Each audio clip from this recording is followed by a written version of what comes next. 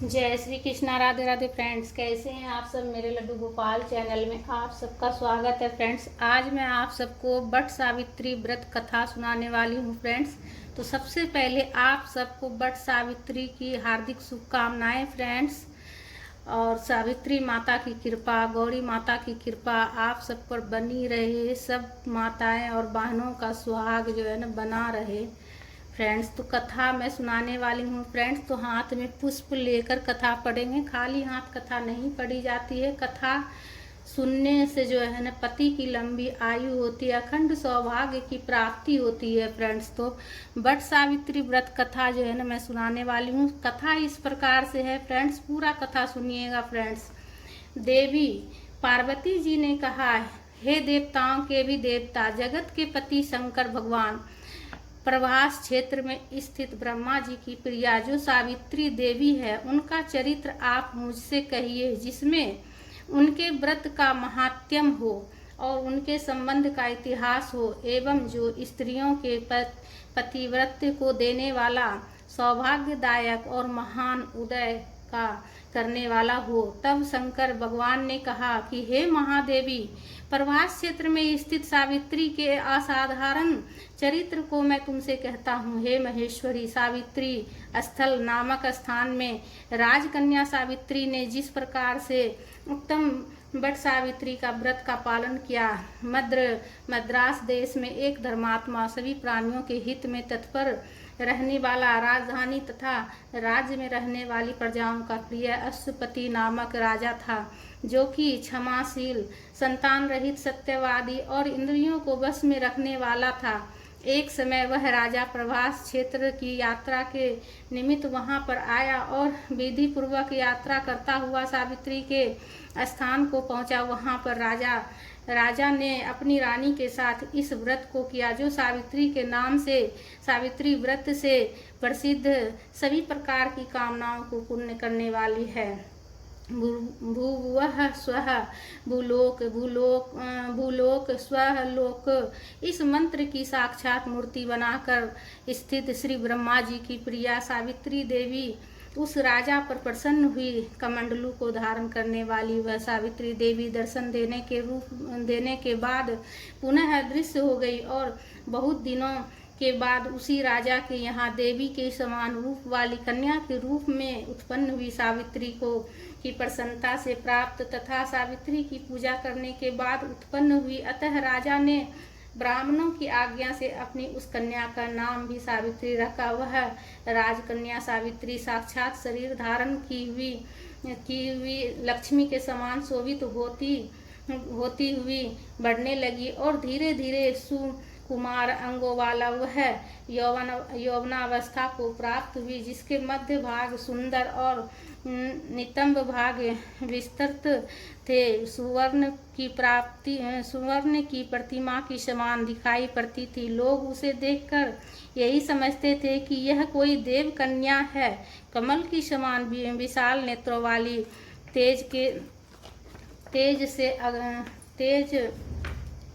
तेज से अग्नि के समान प्रज्वलित होती विवाह सावित्री महर्षि भृगु द्वारा कहे हुए सावित्री व्रत को करने लगी, जिसके आरंभ में सुंदर वर्ण वाली उसे उपवास करके सिर से स्नान की हुई सावित्री देवता की प्रतिमा के पास जाकर अग्नि में हवन करके ब्राह्मणों से स्वचित्त वाचन कराया और उन ब्राह्मणों से अवशिष्ट पुष्पांजलि ग्रहण करके सखियों से घिरी हुई लक्ष्मी देवी के समान सुंदर रूप से सुशोभित हुई वारारोहा वह राजकन्या समीप में जाकर पिता के चरणों में प्रणाम कर प्राप्त पुष्पांजलि को निवेदित कर हाथ जोड़कर राजा के पार्श्व में स्थित हुई। युवावस्था को प्राप्त हुई देख कर राजा ने उसके विषय में मंत्रियों से सलाह लेकर राजकन्या से कहने लगा, हे पुत्री, तुम्हें योग वर को देने का समय आ गया है। मुझसे कोई तुम्हारे तेज से घर्षित होकर तुम्हें मांगने के लिए भी नहीं आता और मैं भी विचार करने पर तुम्हारी आत्मा के अनुरूप वर को नहीं ढूंढ पा रहा हूँ। अतः हे पुत्री, धर्म शास्त्रों में पढ़ा हुआ सुना भी है कि यदि पिता के गृह में रहती भी विवाह के पहले ही जो कन्या रजोधर्म से युक्त हो जाती है वह शूद्रा के समान समझी जाती है तथा उसके पिता को ब्रह्म हत्या के समान पाप लगता है। इसलिए हे पुत्री, मैं तुमको भेज रहा हूँ कि तुम स्वयं ही अपने योग्य वर ढूंढ लो। वृद्ध मंत्रियों के साथ शीघ्र जाओ और मेरी बात को मानो। इसके बाद जैसा कहते हैं वैसा ही होगा। ऐसा सुनकर सावित्री घर से निकलकर राजर्षियों के रम्य तपोवन की ओर चल पड़ी और वहां पहुंचकर मानवीय वृद्ध जनों को प्रणाम कर सभी तीर्थों और आश्रमों में जाकर पुनः मंत्रियों के साथ सावित्री अपने गृह पर आ गई और वहां पर पिता की समक्ष पवित्र देवर्षि नारद को बैठे हुए देखा। आसन पर बैठे हुए नारद जी को प्रणाम कर मुस्कुराती हुई जिस कार्य के लिए वन में गई थी सारी कथाएं उनसे कहने लगी। सावित्री बोली, हे देवर्षि नारद जी, शाल्य देश में धर्मात्मा धूमत्सेन नाम से विख्यात एक क्षत्रिय राजा है जो दैववश अंधे हो गए हैं। उस समय उनका छोटा सा बालक और उनकी माँ थी। ऐसे समय में अवसर पाकर उनका राज्य पूर्व वैरी रुक्म नामक एक सामंत राजा ने उनसे छीन लिया। अतः वह आर्य धूर्मत्सेन छोटे बच्चे को साथ लिए अपनी स्त्री के साथ जंगल की ओर चल दिए। उनका वह पुत्र वन में ही बड़ा होकर धार्मिक सत्य बोलने वाला है। अतः अनुरूप पति समझकर मैंने उसे मन से वरण कर लिया है। यह सुनकर नारद जी ने कहा, हे राजन, सावित्री ने यह बड़ा कष्टप्रद कार्य कर डाला है। बाल बुद्धि होने से इनमें केवल गुणवान समझकर सत्यवान को वरण कर लिया। उसका पिता सत्य बोलता है, माता सत्य बोलती है और वह स्वयं भी सत्य बोलता है। इनसे उनका नाम मुनियों ने सत्यवान रखा है। उनको नित्य अश्व घोड़े प्रिय हैं और वह मिट्टी के घोड़े बनाया करता है तथा चित्र में भी घोड़े को लिखता रहता है। इससे उसे चित्राश्व भी कहते हैं। सत्यवान, दान और गुण में रनित देव के शिष्य के समान है। ब्राह्मणों की रक्षा करने वाला और सत्यवादी तथा अविनाशी शिव के समान है। ययाति के समान उदार, चंद्रमा के समान देखने में प्रिय लगने वाला है। रूप में दूसरे अश्वनी कुमार के समान और धूमत्सेन के समान बलवान है, किंतु उसमें केवल यही एक दोष है कि दूसरा कोई नहीं। यही एक दोष है, दूसरा कोई नहीं कि सत्यवान आज से ठीक 1 वर्ष पर छिन्नायु हो जाने से देह त्याग कर देगा। इस प्रकार नारद जी की बात सुनकर राजकन्या सावित्री ने राजा से कहा, राजा लोग किसी से एक बार कोई बात कहते हैं, ब्रह्मावेता ब्रह्मांड एक ही बार कहते हैं और एक ही बार कन्या दी जाती है। ये तीनों कर्म एक ही बार किए जाते हैं, बारंबार नहीं। दीर्घायु हो अथवा अल्पायु, गुणवान हो अथवा निर्गुण, वर को एक बार वरण कर लिया, अब दूसरे वर को वरण नहीं करूंगी। पहले मन से निश्चय करके बाद में उसे वाणी द्वारा प्रकट किया जाता है, पुनः उसके बाद कर्म द्वारा किया जाता है। इससे प्रत्येक कार्य में मन को प्रमाण माना जाता है, अर्थात मन के विरुद्ध कार्य नहीं किया जाता है। नारद जी ने कहा, हे राजन, यदि आपको इष्ट हो तो अपनी पुत्री सावित्री का कन्यादान निर्विघ्न के साथ शीघ्र कर डालिए। ऐसा कहकर नारद जी आकाश मार्ग से स्वर्ग लोक चले गए। उसके बाद राजा ने भी शुभ मुहूर्त के समीपवर्ती वेदों के पारगामी ब्राह्मणों के द्वारा पुत्री सावित्री का विवाह संबंधी सभी कार्य संपन्न किया और तनवंगी सावित्री भी मनोविलसित उस सत्यवान पति को पाकर ऐसी ऐसी प्रसन्न हुई जैसे कोई पुण्यवान पुरुष स्वर्ग को पाकर प्रसन्न होता है। पुनः शिव जी पार्वती जी से कहते हैं, हे पार्वती, इस प्रकार उस आश्रम में उस समय रहते हुए उन सावित्री और सत्यवान के कुछ समय व्यतीत हुए। उस समय केवल एक भार्या सावित्री ही ऐसी थी कि जिसके चित्त में रात दिन जो नारद की कही हुई बात थी उसकी याद बनी रहती थी। उसके बाद बहुत दिन बीत जाने पर वह समय मरण काल का आ गया जिसमें सत्यवान को मरना था। अतः सावित्री नारद की कही हुई मरण की तिथि को हृदय में गिनती हुई ज्येष्ठ मास के शुक्ल पक्ष की द्वादशी तिथि को सायंकाल में आज से चौथे दिन मेरे पति को मरना चाहिए। यह सोचकर 3 रात्रि तक निराहार व्रत रहने का उद्देश्य रखकर वह रात दिन आश्रम में स्थिर रूप से रहने लगी। इसके बाद 3 रात्रि बीत जाने पर प्रातः काल मरण तिथि वाले दिन स्नान कर देवताओं को तर्पण करने के बाद चारुहासिनी सावित्री ने सास ससुर का पाद वंदना किया। इसके बाद जब कुल्हाड़ी लेकर सत्यवान जंगल की ओर चला, तब जाते हुए अपने पति के पीछे पीछे सावित्री भी चली। वन में पहुंचकर सत्यवान जल्दी से फल, पुष्प, समिध और कुशा तथा सूखी लकड़ियों को इकट्ठा कर ले जाने योग्य भार बनाने लगा। लकड़ियों को काटते काटते उसके सिर में पीड़ा होने लगी, जिससे वह कार्य को छोड़कर वट वृक्ष की एक शाखा का सहारा लेकर सावित्री से कहने लगा, हे सुंदरी, सिर की वेदना मुझे दुख दे रही है, अतः मैं तुम्हारी गोद में क्षण भर सोना चाहता हूँ। सावित्री ने दुखित होकर कहा, हे महाबहो, आप विश्राम करें, पीछे हम श्रम को दूर करने वाले आश्रम को चलेंगे। जैसे ही पृथ्वी पर बैठी हुई सावित्री ने सत्यवान के सिर को अपनी गोद में रखा, वैसे ही उसने कृष्ण मिश्रित पिंगल वर्ण वाले किरीटधारी पीत वस्त्र पहने हुए साक्षात सूर्य के समान उदित हुए पुरुष को देखा। उसे देखकर सावित्री प्रणाम कर मधुर वचनों में उसने कहा, आप देवताओं के अथवा दैत्यों में से कौन है जो मुझे धर्म में च्युत करने के लिए आए हैं? मुझे अपने धर्म से च्युत करने के लिए कोई समर्थ नहीं है, क्योंकि हे पुरुष श्रेष्ठ, मुझे धधकती आग की लपट के समान ही समझिए। यमराज ने कहा, मैं सब प्राणियों के लिए भयंकर और कर्मानुसार उनका उचित दंड देने वाला यम हूँ। सो हे पतिव्रता सावित्री, समीप में पड़े हुए तुम्हारे इस पति की आयु समाप्त हो गई है, इसे यमदूत पकड़ कर नहीं ले जा सकेगा, इसलिए मैं स्वयं आया हूँ।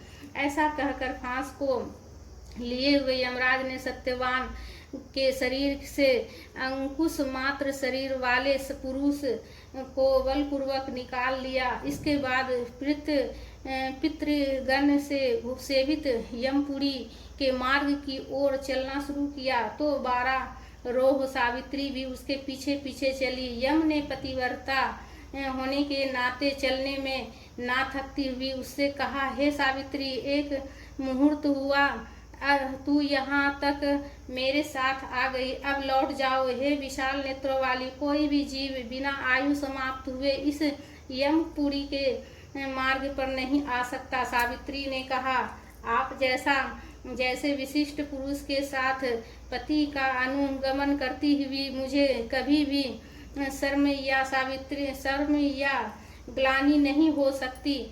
सज्जनों की गति सहारा एकमात्र सज्जन ही है, दूसरा नहीं। इसी प्रकार स्त्रियों की गति उनका पति, वर्णाश्रमों की गति वेद और शिष्यों की गति गुरु है। इस पृथ्वी तल में सब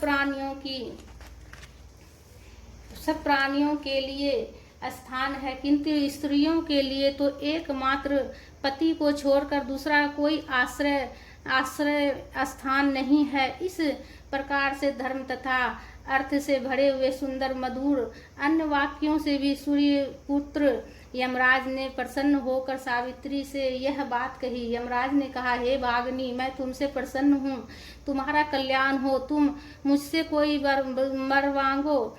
सावित्री ने भी विनय से सिर झुकाकर अपने लिए राज्य पाने का वर मांगा और अपने महात्मा ससुर के लिए देखने की शक्ति पाने के साथ साथ पुनः राज्य प्राप्ति एवं अपने पिता के लिए 100 पुत्रों की तथा अपने लिए भी 100 पुत्रों की प्राप्ति के लिए वर मांगा तथा पति के लिए पूर्ण जीवन दान एवं निरंतर धर्म की सिद्धि प्राप्त करने का वरदान मांगा। इस प्रकार वर मांगने पर धर्मराज यमराज ने भी अभिष्ट वर प्रदान कर वापस किया।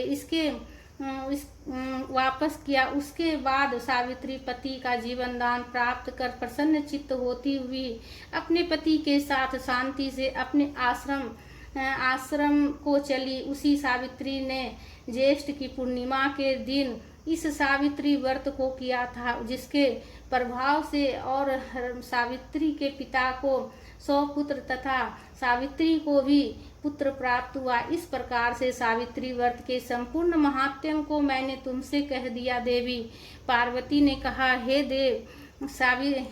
देव, सावित्री के द्वारा किया हुआ वह महान व्रत किस प्रकार है और ज्येष्ठ मास में उसका विधान कैसे किया जाता है? हे विभो, उस व्रत के देवता कौन है, क्या फल है सो हे महेश, इस सनातन धर्म के विस्तार पूर्वक आप मुझसे कहें। ईश्वर शंकर जी ने कहा, हे देवेशी सावित्री व्रत को आदर पूर्वक सुनो। हे महेश्वरी, उस सती सावित्री ने जिस प्रकार से इस व्रत को किया उसे मैं कह रहा हूँ। हे भामिनी, ज्येष्ठ शुक्ल की त्रयोदशी तिथि के दिन प्रातः दंत धावन कर चुकने के बाद 3 रात्रि तक उपवास करने का नियम करे। यदि व्रती असक्त उपवास में असमर्थ हो तो जितेंद्रिय होकर त्रयोदशी की रात्रि में उपवास कर और चतुर्दशी के दिन बिना मांगे प्राप्त हुए अन्न को ग्रहण करे तथा पूर्णिमा के दिन उपवास करे। हे श्रोणी, प्रति दिन तालाब, महानदी या झरना अथवा पांडु कूप में स्नान करने से सर्व स्नान का फल प्राप्त होता है। हे यशस्विनी, विशेष करके पूर्णिमा में सरसों और मृतिका मिश्रित जल से स्नान करना चाहिए। हे पहला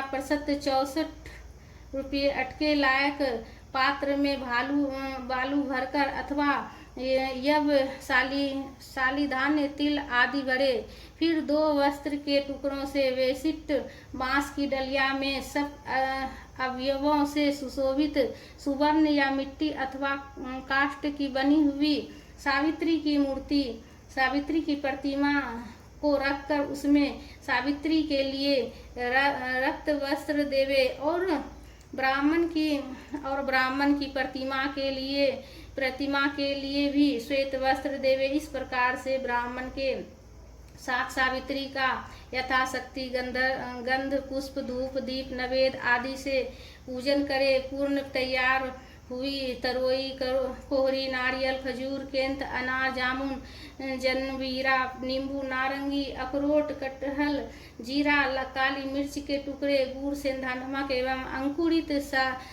सप्तधान्य को बांस की बनी हुई डलिया में रखकर रेशमी वस्त्र से वेशिष्ट कर कुमकुम केसर के रंग से रंग देवे। इस प्रकार से ब्रह्मा जी की प्रिया सावित्री की स्थापना होती है। ब्रह्मा जी के साथ उस सावित्री प्रतिमा का मंत्र के साथ पूजन करे। इतर पुराणों में यह मंत्र कहा हुआ है, जिसके पूर्व में ओमकार यह वर्ण है। ऐसी वीणा और पुस्तक धारण करने वाले वेदों की जननी हे देवी, तुम्हें नमस्कार है, मुझे विधवा ना होने का वरदान दो। इस प्रकार से विधिवत पूजन करके वहां पूजा स्थान पर रात्रि जागरण की विधि करावे। गाने बजाने के साथ नर नारी वृंद मिलकर नित्य शास्त्र में विशारद के साथ नाचे और हंसी खुशी के साथ रात्रि व्यतीत करे और सावित्री की कथा अच्छे ब्राह्मणों द्वारा गीत भाव तथा रस के साथ प्रभात होने तक कहलावे। इस प्रकार से सावित्री का ब्रह्मा के साथ विवाह विधि संपन्न कर 7 द्विज दंपतियों को श्वेत वस्त्र पहनाकर सभी सामग्रियों से युक्त गृह दान देना चाहिए और वेद से ज्ञाता ब्राह्मण को सावित्री की प्रतिमा देवे। इसके बाद सावित्री कल्प सावित्री विषयक पूजा पद्धति जानने वाले सावित्री कथा के वाचक ज्योतिषी उच्च वृत्ति वाले खलिहान में बिखरे अन्न को बीन कर जीविका चलाने वाले दरिद्र अग्निहोत्र कर्म करने वाले ब्राह्मण को इस प्रकार विधि पूर्वक सावित्री प्रतिमा का दान दे। उसी पूर्णिमा की रात्रि में वट के नीचे 14 द्विज दंपतियों को निमंत्रित करें। उसके बाद प्रभात समय में उषा काल उपस्थित होने पर भक्ष्य भोजन आदि सामग्री को सभी सावित्री स्थल वट वृक्ष के नीचे ले आवे। बुद्धिमान जन पतिव्रता के साथ पाक बनाकर और उसको यत्न पूर्वक रक्षा करके गृहिणी युक्त निमंत्रित ब्राह्मणों को बुलाकर उस सावित्री के पूजनशाली में उनका पैर धोकर उन सबों को बैठावे। हे देवी सावित्री के समक्ष उन द्विज दंपतियों को भोजन करावे। इस संसार में सबों को भोजन कराना मानो मुझे भोजन कराना हो जाता है, इसमें कोई संदेह नहीं। जो दूसरी बार सावित्री के समक्ष द्विज दंपतियों को भोजन कराता है वह मानो केशव भगवान को भोजन कराता है, जिससे प्रसन्न होकर वर देने वाला भगवान विष्णु उसे अभिष्ट वर देता है। तीसरी बार भोजन कराने पर सावित्री के सहित ब्रह्मा जी का वर देने वाला ब्रह्मा जी का भोजन कराना हो जाता है। सावित्री के समक्ष एक बार भोजन कराना कोटि बार भोजन कराने के समान समझा जाता है। हे महादेवी सावित्री के पूजन स्थल वट के नीचे 18 प्रकार के सटरस भोजन बनाकर देवी सावित्री के समक्ष द्विज दंपतियों को खिलाने से उनके कुल में कोई स्त्री ना विधवा ना बंध्या ना अभागिनी ना कन्या मात्र को पैदा करने वाली तथा ना अपने पति को अप्रिय लगने वाली ही होती है और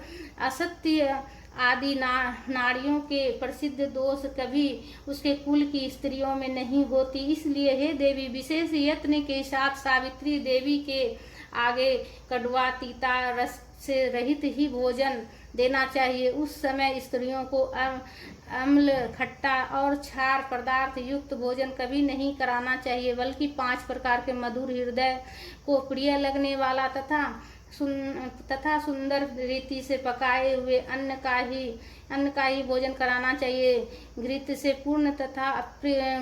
पूर्ण और अधिक दूध में पड़े हुए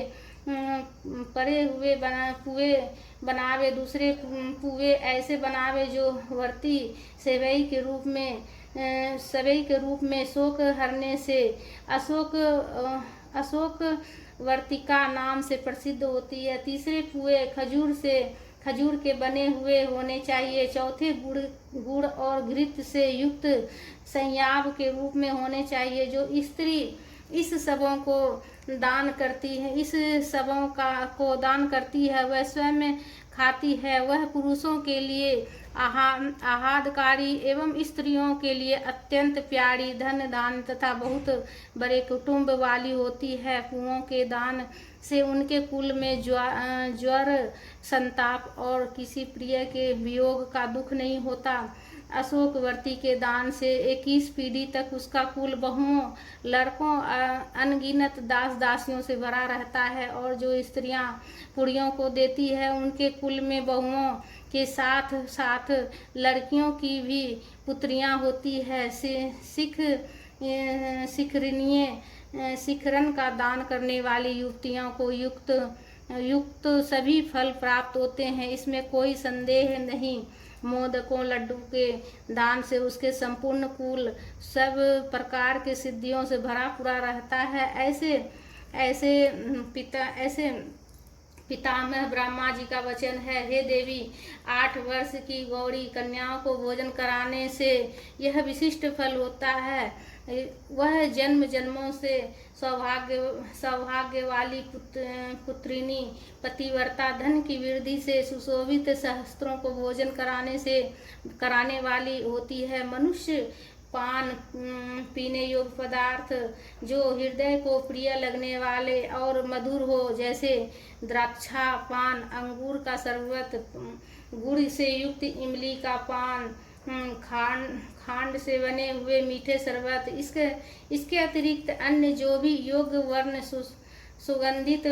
सुगंधित पान हो, उन्हें द्विज दंपतियों को देना पिलाना चाहिए। विधि पूर्वक पूजन करके उन द्विज दंपतियों को वस्त्रादि, धोती, साड़ी, कंचुकी आदि पहनाकर कुमकुम आदि सुगंधित वस्तु का लेप शरीर में लगातार फूल माला से अलंकृत कर गंध धूप से पूजित करके अंत में नारियल देना चाहिए और उन द्विज दंपतियों के आंखों में अंजल और मस्तक में सिंदूर लगाकर मनोहर सुवासित और कोमल सुपारियों को पात्र में रख करके उसके साथ हाथ में देने के बाद प्रणाम कर उसका विसर्जन कर देना चाहिए। अंत में इस कृत्य से निर्वृत्त होकर बंधुओं एवं बालकों के साथ स्वयं भोजन करे। यदि पूजन स्थान में भोजन ना कर सके तो घर जाकर भोजन करना चाहिए, जिससे देवी प्रसन्न होती है। इसी प्रकार से अपने घर आकर पिंडदान पूर्वक पितरों का सविर्द श्राद्ध करना चाहिए। ऐसा करने से इसी प्रकार से अपने घर का उनके पितृगण ब्राह्मण के एक दिन 4 अरब 32 करोड़ तक संतुष्ट बने रहते हैं। तीर्थ से 8 गुना पुण्य अपने घर में दान देने से होता है, क्योंकि द्विजातियों द्वारा किए हुए श्राद्ध को नीच जन नहीं देख पाते, अतः एकांत गृह में गुप्त रूप से पितरों का श्राद्ध करना उचित होता है। नीच के देखने मात्र से ही वह श्रद्धा हत निष्फल हो जाने से पितरों को नहीं प्राप्त हो पाता। इसलिए जहाँ तक हो सके प्रयत्न पूर्वक श्राद्ध को गुप्त रूप से करना चाहिए, क्योंकि पितरों को तृप्ति देने वाला ऐसे ही श्राद्ध को ब्रह्मा जी ने स्वयं बताया है। पूर्वोक्त गौरी कन्या का भोजन कराना आदि जो क्रियाएं हैं वे उत्सर्ग कहलाती है। व्यक्तियों को कहे हुए ये दान सदा देना चाहिए। यदि सात्विक फल की चाह हो तो श्राद्ध में विशेष रूप से इस प्रकार के दान देने चाहिए, जैसा कि ऊपर कह आए हैं। हे देवी, सावित्री व्रत का उद्यापन सभी प्रकार के पापों से छुटकारा पाने के लिए मनुष्यों को अवश्य करना चाहिए। इसके करने से इच्छा या अनिच्छा से किए हुए सभी पाप तत्क्षण नष्ट हो जाते हैं। जो लोग इस प्रकार से वट सावित्री की यात्रा करते हैं उनको इस लोक में सौभाग्य, धन धान्य, सुंदर स्त्रियां विविध रूप से प्राप्त होती है। इस यात्रा विधान को जो कोई मनुष्य भक्ति पूर्वक करता है, पूर्णिमा के दिन विधि विधान सावित्री की पूजन स्थान वट वृक्ष की 108 या 54 अथवा 17 परीक्षण भी किए हुए पाप नष्ट हो जाते हैं, इसमें कोई संदेह नहीं। जो उक्त सावित्री के स्थल वट वृक्ष के नीचे जाकर संध्या वंदना किया करते हैं और अपनी पत्नी के हाथ से लाए हुए पांडुकृप के जल से सुवर्ण की झाड़ी अथवा मिट्टी की झाड़ी से ही भागनी जल से लेकर संध्योपासन करते हैं, उसके द्वारा 12 वर्ष तक की संध्योपासना की हुई मानी जाती है। पांडुकृप में स्नान करने में अश्वमेघ यज्ञ का फल प्राप्त होता है। दान देने से 10 गुना फल और उपवास करने तथा सुनने से अनंत गुना फल की प्राप्ति होती है। बोलो माता सावित्री माता की जय, सत्यवान भगवान की जय, ब्रह्मा जी की कथा पढ़ने के बाद हाथ में जो पुष्प है वो प्रभु चरणों में अर्पित करेंगे। जय सावित्री माता। जो जो ये कथा सुने माँ, सबका सुहाग बनाए रखना माँ। जय सावित्री माता। प्रेम से बोलिए जय सावित्री माता। तो फ्रेंड्स कमेंट में जय सावित्री माता का जयकारा जरूर लगाइएगा फ्रेंड्स, और लाइक जरूर कीजिएगा वीडियो में।